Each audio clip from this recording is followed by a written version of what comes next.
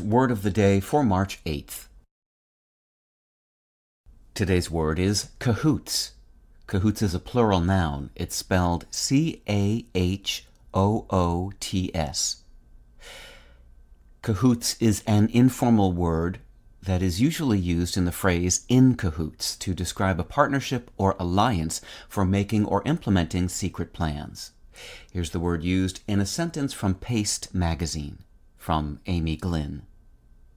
When a mild-mannered ad man is mistaken for a secret agent and finds himself in the crosshairs of a dangerous spy, suspense is a given. Add a romantic entanglement with the epically gorgeous Eva Marie Saint, who might or might not be in cahoots with the spies, and you've got Hitchcock at his tongue-in-cheek best.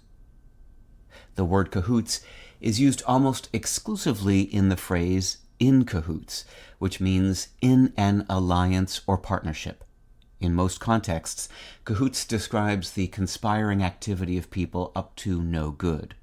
There's also the rare expression go cahoots, meaning to enter into a partnership, as in they went cahoots on a new restaurant. The word's origins are obscure, but it may come from the French word cahoot, meaning cabin or hut, suggesting the notion of people hidden away working together in secret. Cahoot, in turn, is a modification of the word hutte, spelled H-U-T-T-E, and is believed to have been influenced by cabane, another word for hut and cabin.